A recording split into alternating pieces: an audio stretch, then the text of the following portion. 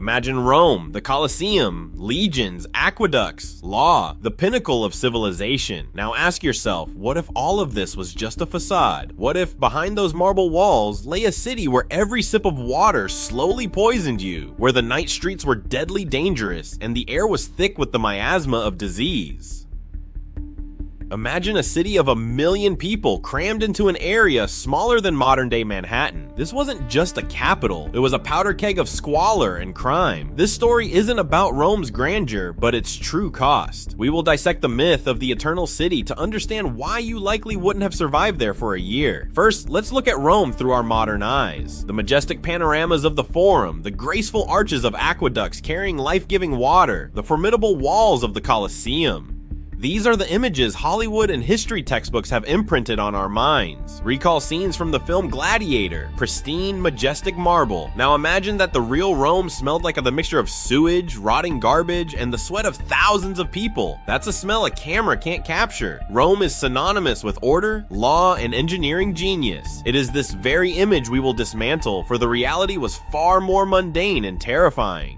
This brings us to the central paradox. How could a civilization capable of building the Pantheon and developing a complex legal system create an environment for its citizens fraught with daily mortal threats? Consider this: Roman jurists like Ulpian wrote multi-volume treatises on the intricacies of property ownership, yet there was no basic concept of a police investigation into the murder of a commoner on the street. How did engineering triumph go hand in hand with hygienic disaster, and law coexist with complete lawlessness in the streets? The answer to this question is key to understanding the true nature of the cost of progress. To answer this, we will embark on a journey through the 4 circles of Roman hell. Like Dante descending into the underworld, we will step by step delve into Rome's hidden reality. We will taste the poisoned water from lead pipes. We will walk through dark alleys where no police existed. We will immerse ourselves in a world of squalor and disease. And finally, we will view the city through the eyes of those who formed its foundation but had no rights: the slaves. And so, our first circle of hell, water. The story begins with one of the greatest symbols of Roman might, the aqueducts. Just imagine, a single aqueduct, the Aqua Marcia, built in the 2nd century BCE, delivered nearly 200 million liters of pristine mountain water to the city daily. This would be enough to supply a modern city of 300,000 people. These colossal structures were the pinnacle of engineering, powering fountains, public baths, and latrines. It seemed like the triumph of civilization, but the devil, as always, was in the details. After the aqueduct, the water entered the city's distribution network, and here the Romans made a fatal choice. For their pipes, they used lead, plumbum in Latin, from which the modern English word plumbing derives. Lead was soft, malleable, and easy to work with.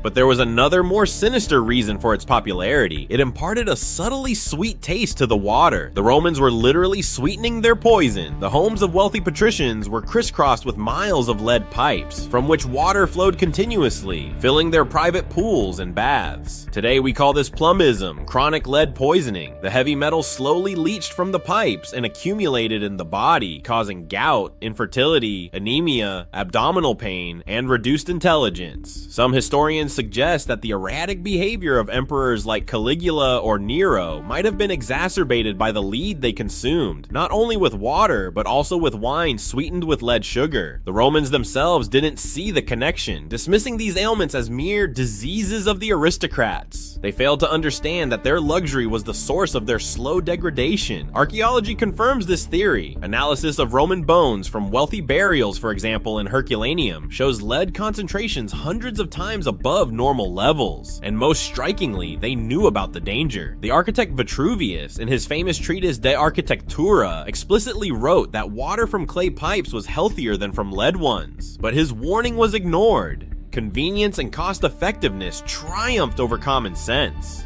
Some researchers like Jerome Nuriagu go even further. They believe that widespread lead poisoning might have been one of the causes of the decline of the Roman elite. Aristocratic families, most susceptible to poisoning, struggled to produce healthy heirs. This led to political instability and the degeneration of dynasties, a decline in birth rates and cognitive abilities among the ruling class. This was a ticking time bomb beneath the foundations of any empire. Thus, the greatest symbol of Roman progress may have become one of the catastrophes catalyst for its downfall. But if poisoned water killed slowly and subtly, the Roman streets did so quickly and brutally. We descend into the second circle of hell, the urban jungle. With the setting sun, the city transformed. By day, it was a bustling cauldron of commercial life, but by night, it plunged into primeval darkness. The wealthy locked themselves in their villas, while the poor barricaded themselves in multi-story insulae, especially in the infamous Sabura district. Here, ground floor windows without bars were an open invitation to thieves. No street lighting existed. If you couldn't afford slaves with torches, you were plunged into the utter darkness of narrow, winding alleys. And this darkness was full of dangers. Who protected the citizens? The answer is simple: no one. There was no police force in Rome in our modern understanding.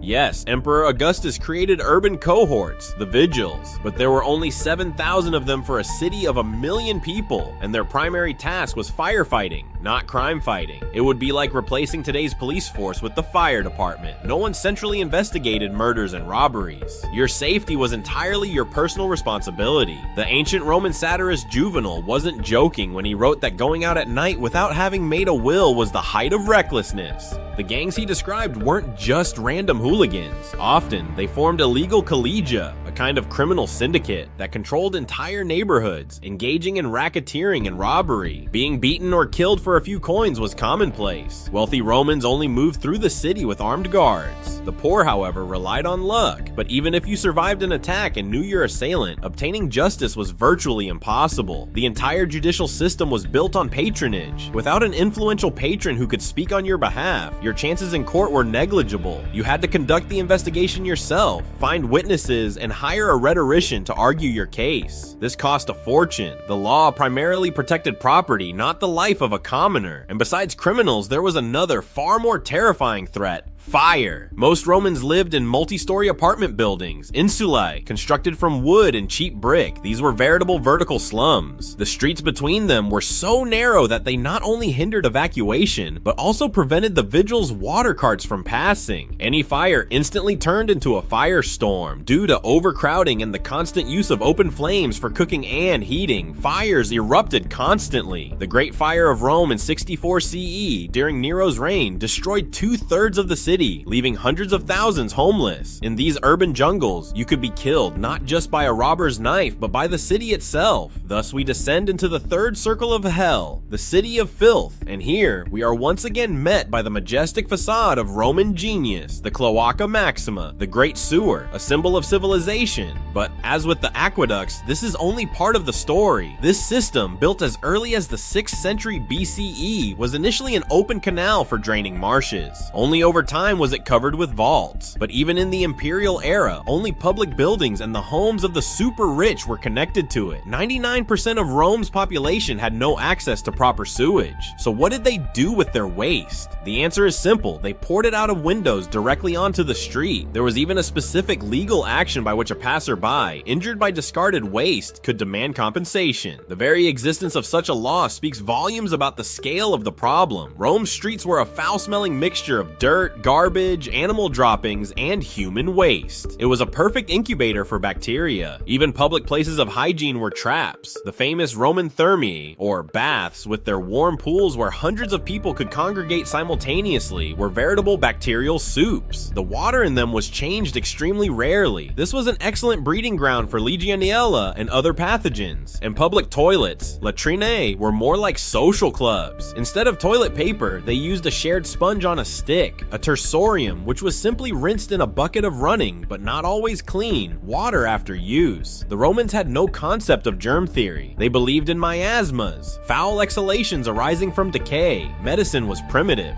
The profession of a physician was not considered prestigious. It was often practiced by Greek slaves whose methods could be more dangerous than the illness itself.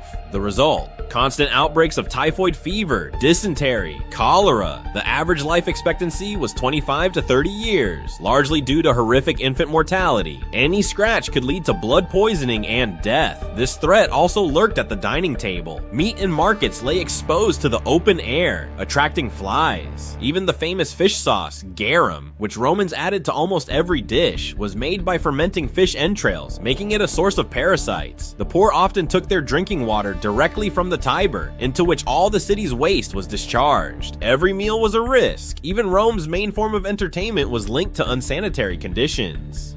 The sand covering the Colosseum's arena absorbed the blood of humans and animals.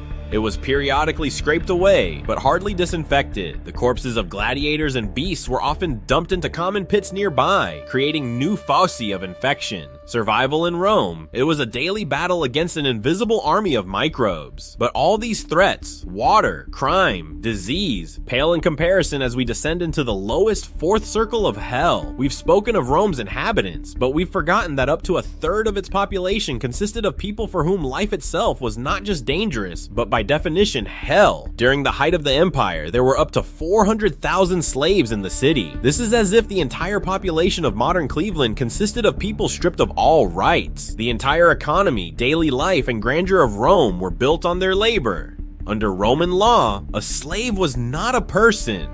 The scholar Marcus Terentius Varro gave an exhaustive definition: instrumentum vocale, a speaking tool. The entire system was based on total fear. There was a law: if a slave killed their master, all slaves present in the household at the time of the crime were executed. Men, women, children, without exception. This was not a measure of justice, but a tool of intimidation. A master could torture, rape, sell, or kill their speaking tool without any legal repercussions. Of course, the life of a slave tutor in an aristocratic family differed from that of a galley rower, but the essence remained the same: complete disenfranchisement. The hope of freedom, manumission, was fleeting. Even after becoming a freedman, a person often remained in lifelong dependence on their former master, obligated to provide services and deference. Any whim of the master could end their life. This cruelty generated a reaction. Although Spartacus's revolt had long been suppressed, the fear of rebellion never left the Roman elite. The philosopher Seneca expressed this paranoia perfectly, quote, "Servi, tot hostis." As many slaves as there are, so many enemies. This fear permeated all of society, creating an atmosphere of total distrust and danger for everyone, including the masters. But slavery was a poison not only for slaves and their masters, it also corrupted the lives of the free poor. Cheap slave labor devalued the work of artisans and builders, condemning them to poverty.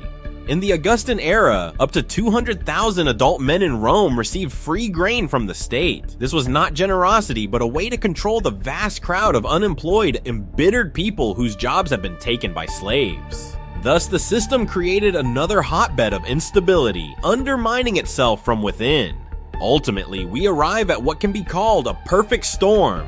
Engineering genius without understanding its consequences, enormous human overcrowding without police or basic hygiene, a social order built on brutal exploitation. These factors didn't just add up, they multiplied each other. Poor sanitation weakened your immune system, making you an easy victim for a robber on a dark street, while the absence of justice ensured they would go unpunished. Each of these problems amplified the others, creating a deadly domino effect. Imagine your typical day. You wake up in a dark insula room, risking carbon monoxide poisoning from a brazier. You listen to every creak because these cheaply built structures were notorious for sudden collapses. You drink water with a leaden taste. You buy food at the market teeming with bacteria. You step out onto the street dodging filth that could be dumped on your head at any moment. And at night you lock yourself in, praying that robbers won't break into your home and that a fire won't erupt, cutting off your escape. This isn't life as we understand it. It's daily survival. The main thing that separates us from the Romans is knowledge. We know about microbes, about the toxicity of heavy metals, about the importance of law and order for societal stability. Instead of antibiotics, they had amulets. Instead of germ theory, a belief in the evil eye. And instead of police, hope for divine retribution. The Romans lived in a world where the causes of most dangers were a complete mystery to them. They died without understanding why. Your greatest enemy in Rome wasn't a bandit with a knife, but your own ignorance. And therein lies the main lesson. The history of Rome Rome is not just a collection of terrifying facts. It is an eternal reminder of the cost of progress. We too live in a world of technological marvels that have their dark side: environmental pollution, digital alienation, social inequality. The Romans didn't see the lead in their water, and today we don't see microplastics in our food. They didn't realize how slavery was eroding their society from within, and we are only beginning to understand the long-term consequences of global economic inequality. Rome teaches us that the greatest achievements of civilization can spawn equally great dangers, and perhaps 2,000 years from now, our descendants will look with similar horror upon what we consider normal today.